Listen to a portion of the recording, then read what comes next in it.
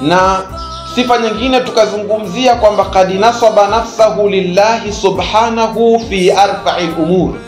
Katika sifa ya ucha Mungu ni kujikabidhi kwa Mwenyezi Mungu kwa mambo yako yote.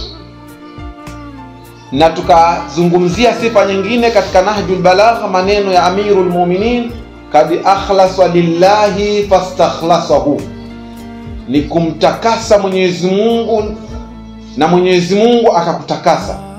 Qad alzama nafsahu al-adl, na tukazungumzia ni kuiweka nafsi yako katika uadilifu ambayo nafyul hawa anin nafsihi, ni kuondosha matamanio katika nafsi yako.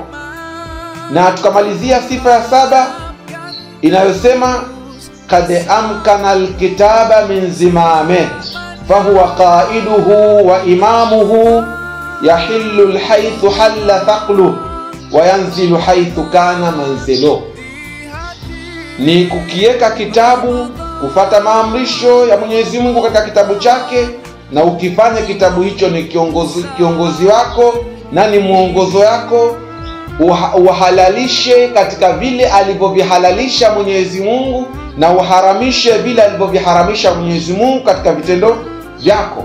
Hiyo ndio sifa za ucha Mungu. Katika darasa yetu ya leo, sehemu ya 3 ni ile khutbatu Shaabania ya Bwana Mtume Muhammad sallallahu alayhi wa alihi wasallam aliyezungumza, ambaye imepokewa na al-Imam Ridha.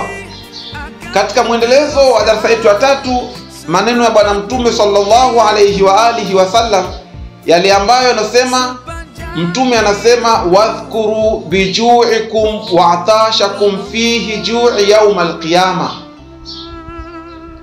Hapa Mtume sallallahu alayhi wa alihi wasallama anataka kuonyesha falsafa moja katika falsafa za saumu, kwamba kwa nini tunakaa na njaa, kwa nini tunajizuia kutokula, kwa nini tunajizuia kutokunywa.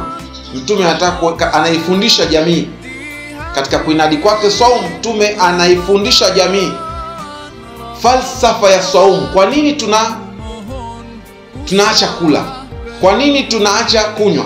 Mtume anasema wadhkuru, kule kutokunywa, kule kutokula, basi kumbuka biju'ikum, kule kutokwa njaa yenu, wa atashukum, na kiu yenu, fihi jau yawmal qiyam wa atashu, namna gani kiyama kitakuwa kwa kukosa kwake maji na kwa kukosekana kwake chakula.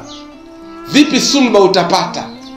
Kwa hiyo saumu ifanye mapinduzi kwa kukugeuza wewe kutoka hali nyingine, kwa kuogopa kiu ya siku ya kiyama na kwa kuogopa njaa ya siku ya kiyama. Ulete mukarana baina, ufananishe baina ya kiyama na hii unayokutana nayo, njaa au kiu ya leo. Kwa hiyo Mtume anaonyesha falsafa ya saumu kwamba wadhkuru biju'ikum wa atashakum.